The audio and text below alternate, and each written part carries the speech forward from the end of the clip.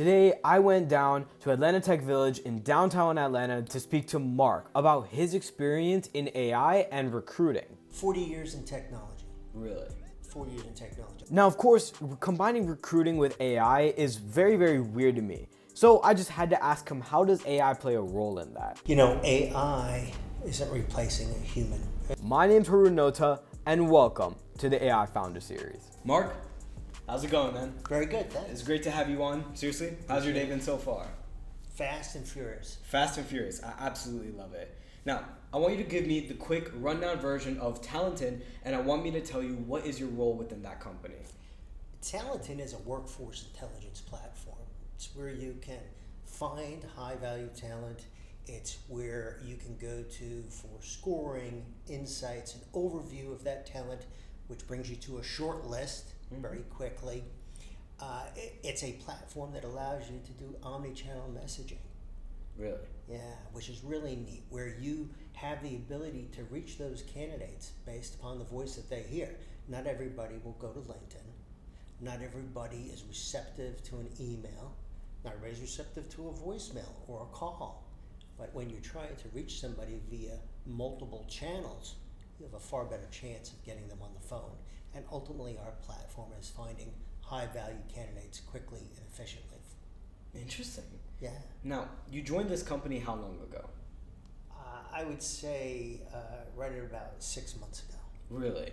Now tell me your history a little bit, because I've seen you've done a lot of things recruiting-wise and on Wall Street. You got to run me through that. So how do you go from that to Talentin? 40 years in technology. Really? 40 years in technology. Started out with buying and selling computer equipment. Then it went into being a reseller and having my own organization. Always entrepreneurial in spirit. Always keyed in on operations, sales sophistication, growth, and executing. How can we be the biggest and the best? And, I went through that journey for a long time. And that brought me really into the staffing space. And in the staffing space, I was able to work for a publicly traded company and manage a large group of recruiters and sales-oriented folks. And I've worked for a small individual organization that was a boutique staffing firm. So a lot of different experience base there. Operation, strategy, go-to-market strategy, what ICPs are you going after, training sales forces, training recruiters, a lot of fun. And then what brought me here? I would just say this, that the bottleneck that Talentin solves for is like no other platform I've seen. Really? Yeah. I was about to ask you, what drew you to that after so many years of recruiting? Yeah, I was hoping for retirement, but it's kind of like The Godfather. Once you try to get out, you get sucked back into it. They had something really special here. They were solving a problem, and that was there are so many candidates out there. There are so many people, and that creates a lot of noise. I'm a client. I have a lot of different requirements open, but the volume of people that I have to view against those requirements takes so much time and so much effort. Our platform takes that large pool of candidates and it shrinks it down into a high value list that's supported by scoring, insights, and overview. So what makes that really different? Well, very advanced AI. Think about a giant paper shredder. This is the differentiating point for us. One is the technology that the platform sits in. Two, it's our proprietary AI and how that AI is deployed against a job and deployed against a candidate's resume. And it is AI to AI talking. It's like tentacles, right? This is what drew it to me, is that it could take thousands of resumes that came against jobs and in minutes give me a list of people that would normally have taken weeks to get to. Do you guys use your own AI, or did you guys custom make your own, or did you guys outsource it? No, we're all proprietary AI. Really? Very large team that's been working at it for a long time. Interesting. Yeah. Now, you personally also have mentored sales executives before, right? Yes. Or you've mentored a lot of people in sales. What is something that you find yourself telling every single one of them, or something that you've noticed that you need to teach often in sales? The best salespeople that I know listen very well. They're like chameleons. They're adaptable to the conversation. They understand how to listen, identify the problem, and then pivot to solve the problem. It all comes down to consistency, aggressiveness, and commitment to just doing whatever it takes to progress that along. Would you say in sales, has sales been changed by AI? Yeah, it just made it very, very easy because all of the tools that we used to have to do without AI, it would take a long time to do a response via email. It would take a long time to put together a proposal because we'd have to go out and find and compress the information into a legible document. Now AI has enabled you to, one, garner information quickly, but two, more importantly, put that information together and change the tone depending on who the audience is. Interesting. And you just talked about, but going back a little bit, you just talked about how your thing is like AI to AI, building that resume, finding the people, right? How automated is this automated system, and how are any humans involved in it? AI isn't replacing a human. Our platform is allowing recruiters and talent acquisition individuals to increase their productivity, to save them time. Time compression is huge, right? It is the single most costly thing we have besides the cost of the person sitting in the chair, right? The more time it takes to fill a role, the more costly it is to the organization, and there's a lot of different variables that go into that. So the world of AI has progressed tremendously. Yeah. And at this point, it is bringing together the information, it is serving it up, and then you have the human element that is reviewing it and able to get it off and monetize it. So in our industry, a talent acquisition team has a singular role. Fill every open job description. Do it quickly. Identify the highest value talent you can, because there's a lot of things that happen there. If you are just trying to fill a role quickly, you have a wrong hire effect, which is very costly to an organization. You have a cultural fit problem.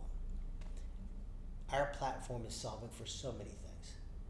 I like that, because I think a lot of jobs recently a lot of people have had issues finding jobs, right? And you're mentioning how it's connecting people, and it's using AI not to just remove people, but to actually bring people to the jobs that they need. And I really, really like that. One thing I want to circle back to your history. When you went into Talentin AI, you joined it because you saw that opportunity and you saw that potential. But how was the company when you joined versus how's the company now? And how hard would you say it's scaled? Talentin came from a need, right? Every great company, every great success story comes from a need, right? So you had two founders that were running an organization that was consult, staff, SOW based, and they had the same problem that every other organization has. How do we speed the process up? Because it's like pulling hair out. You have stacks of resume that you have to go through, and getting to that high value quickly is an arduous process. And they turned through this. And about 3 years ago, because we've known each other for a long time, they came to me and started showing me the first revisions, right?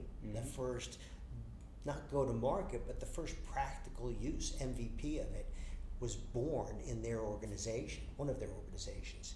So as AI progressed and capabilities progressed, the platform started to change, and they realized, what? If this is solving our problem, this can solve so many problems for both corporate enterprise America, for mid-market America, for staffing companies, and for a variety of other ICPs. So I decided to join. It was just something that was not out there, and something that I saw immediately as a fit in so many different ways. Interesting. I like that.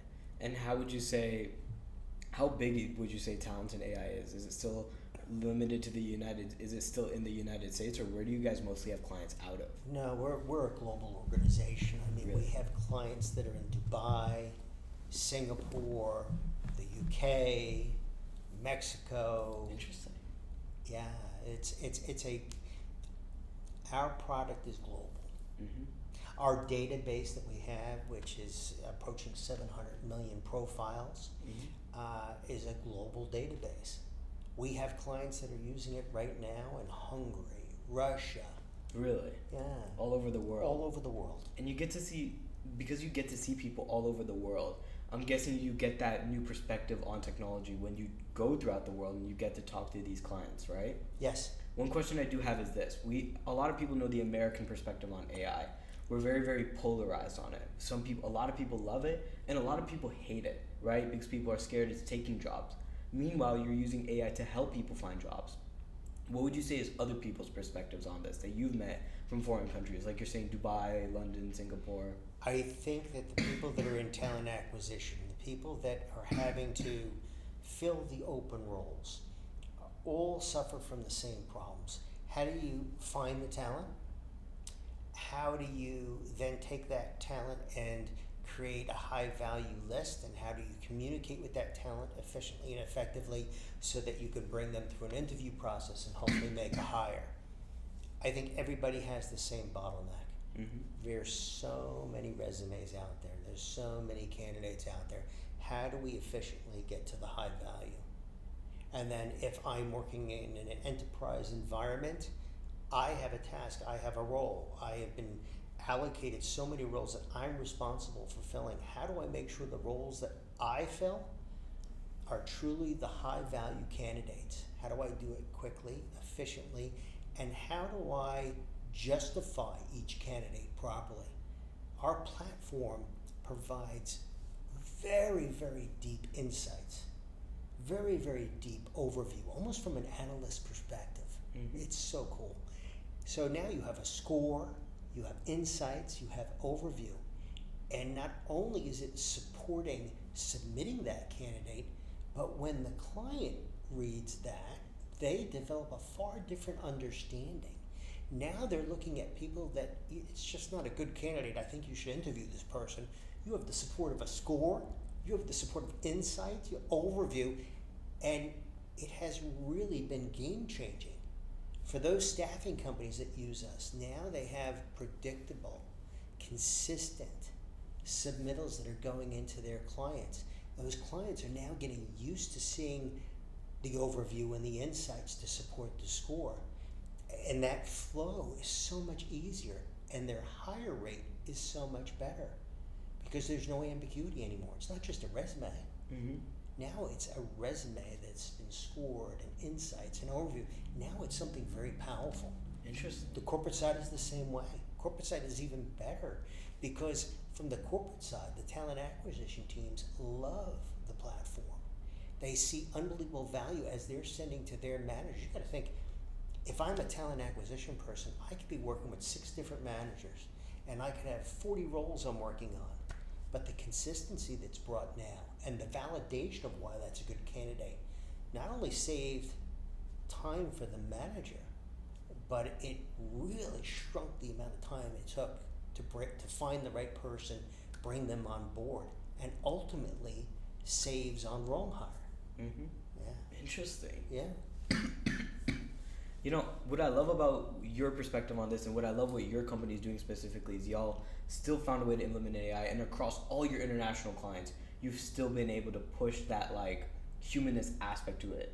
It's like I still got to find the right people. But now that we know what AI has done to staffing and recruiting in the modern day, how was it back in the day when you were in it?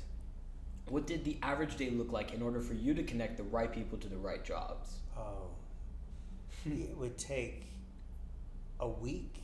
Really? For one person? It would take a week to really find a good, strong, qualified individual. Part of the problem was, one, I had to find the candidate, or my teams had to find the right candidates. Two, we have to get in contact with them. And you didn't have all the medians to contact, all the different channels. Mm-hmm. I couldn't say, God, I love these 10 people. I want to select all 10 people. I want to reach them via a multitude of channels, and I get a response sometimes within minutes, sometimes within hours, but certainly far faster than before. Interesting. So streamlining that process, making it faster. Enabling the recruiters and talent acquisition to get their job done efficiently and quickly has been game changing and will continue to evolve. Interesting. Now, we both know that the hiring market has been strange for a couple of years now, right? In part because of AI. But between who you used to connect for back in the day, when you'd find a person, you say, I need to connect this person to this person, how would you say how has that changed, right? Are you connecting, let's say, someone who has been to college with someone with a different company in that major? Do you know what I mean? Yeah, most of our, so think about where we play, right? We're an intelligence layer, Mm-hmm. right? So the connecting that is happening is recruiters and talent acquisition teams have open requirements. Mm-hmm. They're now looking into a vast pool of candidates. The neat thing about Talentin is they can go into our almost 700 million profiles and pull down people against their open roles. They can rediscover into their current ATSs. The biggest thing that most every staffing and most large organizations have is they've spent a lot of money curating all these candidates over the years. Mm-hmm. But rediscovering them, going back into that pool of qualified candidates, really doesn't happen like it used to. So we can do it from both sides. So when you have multiple data feeds, when you have streams that we can bring in from applicant, we can bring in from our data, we can bring in from their data, it really makes for, the perfect storm. Yeah, I like that. Yeah. Where do you see, across, of course, right, you helped with the company, you've seen other recruiting companies, and across all your experience and what you know and what have you gathered from Talentin AI so far, where do you see the company in 2 years?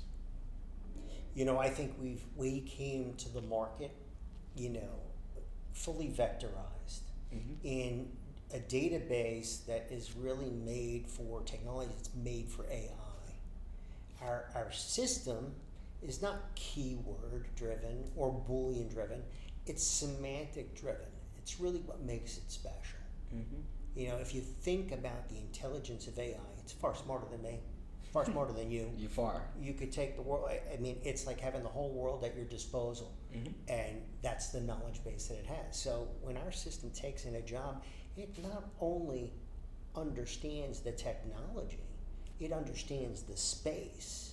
It knows the technologies that go along with that role. It knows everything about it. Yeah. So when it's looking at candidates, when I say AI to AI, there's over 100 data points on each resume that it's pulling into. There's over 100 data points on a job description. And semantic says, you know what, I understand the skills, I understand everything about this role.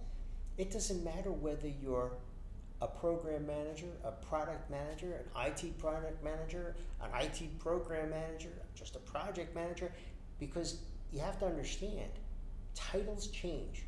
They are not uniform. They change by company, by geo area. So it's the skills, the day-to-day responsibilities. That's where our secret is. That's what we're doing. We take a look at the skills, the day-to-day, and we're matching that in a very sophisticated fashion. I like that. Now, obviously you've seen the job market and you see how everything's going with that, right? Because this company is very involved in that. Where do you see the job market in 2 to 3 years, let's say here in the US? I know it's such a broad question, but what industries do you think will have people more hiring than others? I think healthcare continues to be a growing need. and it Really? is an area that did not see significant downturn, that continues to expand and grow. I think that you'll continuously see expansion and growth around sales, the sales mechanism Really? within organizations. Yeah, because what happens is when organizations, large organizations, are still scaling, you still have to feed the beast. Mm-hmm. You can't turn off revenue. It doesn't work like that. Yeah. So you need to continuously keep on evolving your sales forces. So I think technology will still be a place we see growth. I think AI is a place where you'll see continued growth. I think we're going to see continued growth around aerospace. I think manufacturing, as they're trying to bring more and more into the U.S., you'll see scale and growth there. Engineering and such. I did guess like manufacturing and healthcare. I did not think you'd say sales. That's the one thing that shocked me. Well, I mean, it is shocking, and maybe that's because by nature I'm a sales-oriented individual, but that keeps the growth of an organization going. Not every organization can scale via, the web and sell their product via the web without ever touching the person. Mm-hmm. We still have a multitude of organizations that rely on very sophisticated consult-level sales folks. Mm-hmm. So I think that you're still going to see the need and growth for that. Interesting. Yeah. Seeing the growth and need for all these different industries still growing, even though AI has like taken others completely out, like CS, and then almost brought these back up. Because manufacturing used to be big, and now we didn't hear about it as much. Then CS fell, and now we're hearing about manufacturing again. Is this one of those things that like just really, really shocks me in that way? Robotics, Yeah. the evolution of robotics, the evolution of AI with robotics has certainly affected manufacturing and taken roles away. But as it stands now, there is really no AI in mass that is doing everything without the supervision of humans. Of someone. We are still there to review. We are still there to monitor. Mm-hmm. We are still there to execute on the final steps. Interesting. I don't see that changing for quite some time.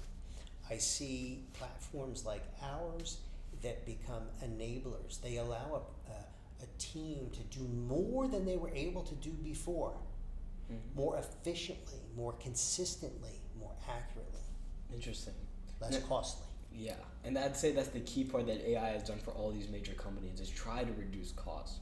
But a question that I do have for you, and I think I already know the answer based on how you've spoken about AI, are you scared of AI? Or do you have a negative outlook on it? Or do you have a more positive and brighter outlook on it? Listen, AI is like the giant snowball that continues to grow. Mm-hmm. It's only on the top of the mountain right now. Oh, yeah. So I'm not scared about it. We embrace it at every point. That by definition, if you're a SaaS organization and you're based upon AI, you're evolving, you're growing, you're finding ways to continuously support that platform and enhance the experience with the teams that you are delivering it to. Mm-hmm. We're not trying to replace them. We're trying to make those teams more efficient. We're trying to make those teams be far more productive. Time is money. Exactly. So the more time in our industry that roles are left empty, it's like a double-edged sword. Not only does it cost the company in revenue, but it's costing them the time of development. It does a lot of different things in the life cycle. Mm-hmm. Interesting. I like that. Now, obviously, because I've seen that you have that brighter outlook on it, let me throw you back all the way to what was it? When did ChatGPT come out? 2022? I think roughly 2023, 22. What was your reaction when you saw, oh wait, there's this chatbot? I loved it. Really? I loved it. I saw the immediate opportunity to be utilizing it. Listen, I'm not a great speller. I tell everybody when you get an email from me, it's all bullet points, right? Mm-hmm.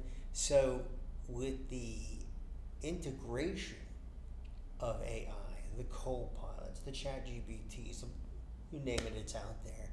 The ability for people to communicate, the ability to be very sophisticated in your communications is game changing. Yeah. I mean, it completely changed the world, right? We saw, oh, a chatbot that can talk to me, and then now we have AI systems literally working for us. And Absolutely. It's one of those evolutions that I absolutely love, and it's why I think people are for AI, and it's what I've been trying to say to people, that there is a brighter side to it, and that it does help, and that, yes, there were some, like you said, job eliminations, but we're also seeing now a rise in other industries that have needed a rise. Yeah, and the one thing to remember about AI is that you still need to feed it the baseline.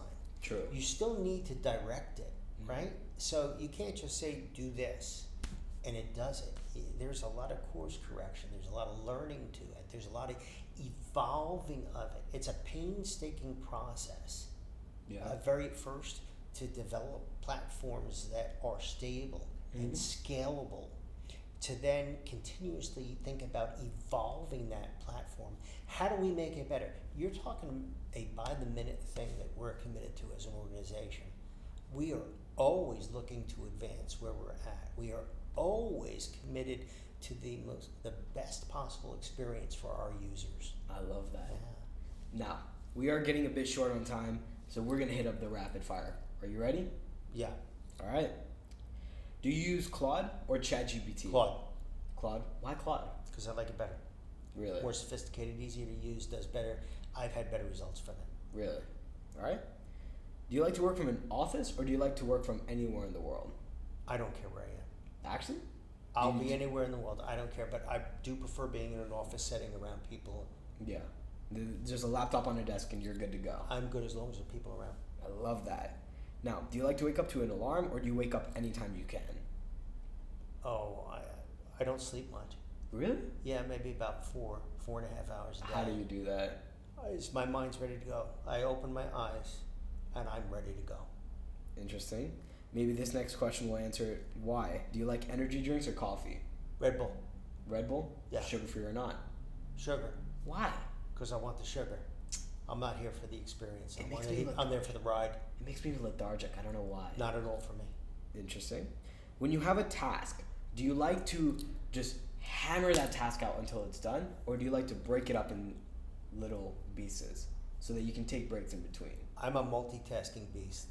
So I would like to tell you that I've got 20 things going on, and I am a get it done whatever it takes, and I will make sure that that task is completed. I break all my tasks down into buckets. So I look to clear a bucket, and then I move out to the next one. And in that bucket could be 10 tasks, could be 5 tasks. Depends on urgency. Yeah. You know. That I can tell you use Claude Cowork. No, I don't. Actually, No. you need to try it. It's utterly. I'm gonna easy. have to try Claude Cowork. I'll show you it. But I have my own Cowork in my head. Really? Yeah. And what's it called? It's called I know exactly the tasks I need to complete for the day, because I never end a day without writing out what I'm going to do tomorrow when I first come in. I love that.